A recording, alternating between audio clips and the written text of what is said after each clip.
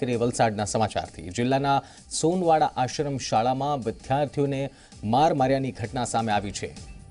શિક્ષક બાલકૃષ્ણ ટંડેલે 36થી વધુ શિક્ષકોને માર માર્યો હોવાનો આક્ષેપ કરવામાં આવ્યો છે। આશ્રમ શાળાના એક રૂમમાં કોઈ વિદ્યાર્થી શૌચક્રિયા કરી જતા વિદ્યાર્થીઓને સવારે ઠંડુ પાણી છાંટીને લાકડાના ફટકા વડે માર મારવામાં આવ્યો। રોજ રાત્રે 9 વાગ્યા પછી વિદ્યાર્થીઓના રૂમનો દરવાજો બહારથી બંધ કરી દેવામાં આવતો હોવાનો આક્ષેપ વિદ્યાર્થીઓએ કર્યો છે। ઘટનાને પગલે વાલીઓમાં રોષ જોવા મળ્યો। આ ઘટનાને પગલે શિક્ષક વિરુદ્ધ ફરિયાદ નોંધવાની તજવીજ હાથ ધરાઈ છે। વલસાડથી સંવાદદાતા જય પટેલ અમારી સાથે ફોન લાઈન પર જોડાયા છે। જય, જે દ્રશ્યો જોવા મળી રહ્યા છે, જે ઘટનાની જાણકારી મળી રહી છે, ખૂબ જ આ ગંભીર બનાવ છે, શું વિગતો મળી રહી છે અને શું કોઈ કાર્યવાહીના એંધાણ વર્તાઈ રહ્યા છે?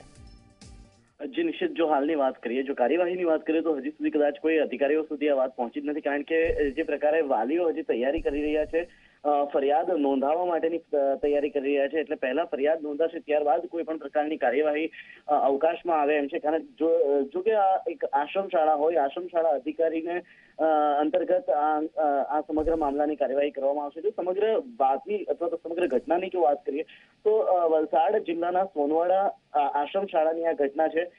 ખાસ કરીને આશ્રમ શાળામાં ધરમપુર અને કપરાડાના આદિવાસી અંતરિયાળ વિસ્તારના જે બાળકો હોય છે એ ત્યાં ભણતા હોય છે, ત્યાં જ રહીને ભણતા હોય છે અને આશરે 36થી વધુ જેટલા જે બાળકો હતા જે આશ્રમ શાળામાં હતા એ તમામ બાળકોને શાળાના જ એક શિક્ષક બાલકૃષ્ણ ટંડેલ દ્વારા માર મરાયો હોવાનો શાળાના જે વિદ્યાર્થીઓ છે તેઓ આક્ષેપ કરી રહ્યા છે અને જે તે આક્ષેપ તેમણે પોતાના વાલીઓ સામે કરતા આજરોજ વાલીઓ અને વિદ્યાર્થીઓ ભેગા મળી ફરિયાદ નોંધવાની હાલ તૈયારી કરી રહ્યા છે।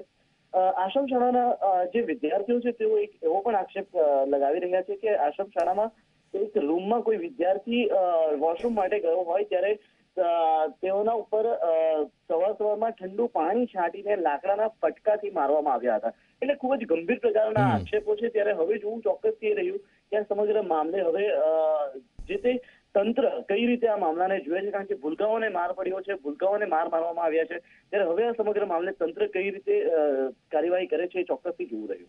નિશ્ચિત બિલકુલ જય, ધન્યવાદ સમગ્ર જાણકારી માટે।